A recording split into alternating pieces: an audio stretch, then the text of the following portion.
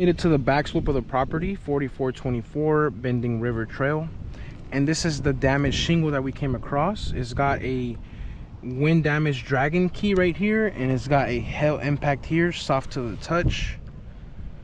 The tools we're going to be using for this repair work is our new shingle. We've got our roof snake, we've also got our hatchet and some new nails.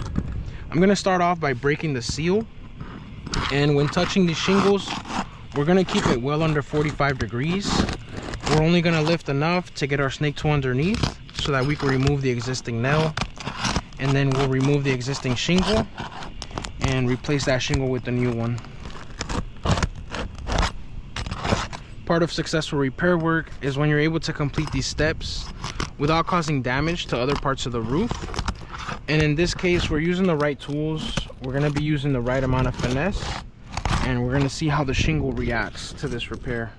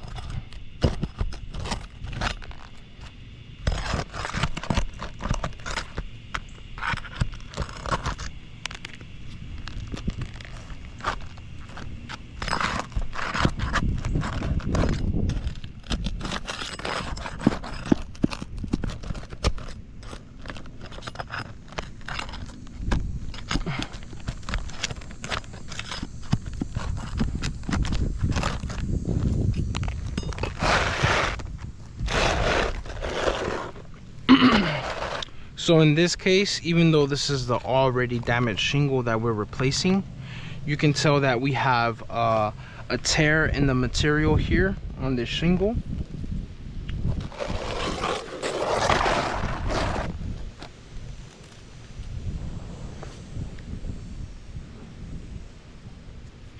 Now we're gonna grab our new shingle.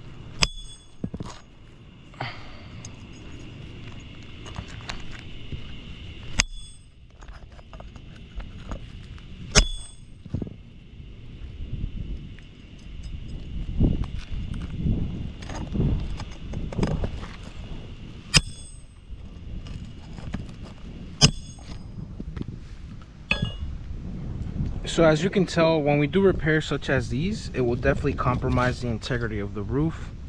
In this case, we had on our already damaged shingle a tear happening.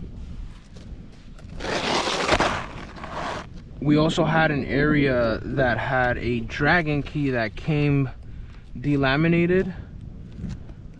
It's this key right here, and this shingle starts here and it goes over there.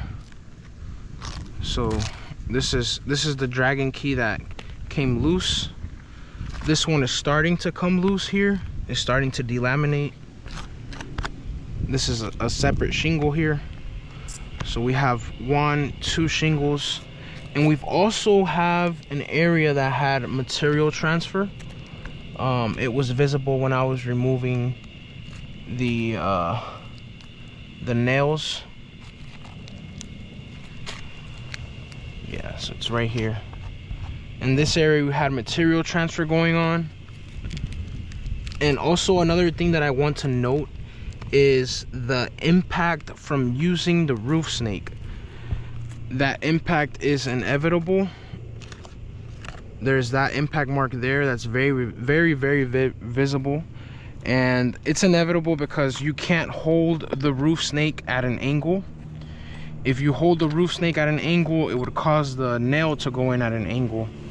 So holding the roof snake like this is gonna cause that nail to be at an angle, and it's not gonna properly go in, and it's just gonna puncture the mat.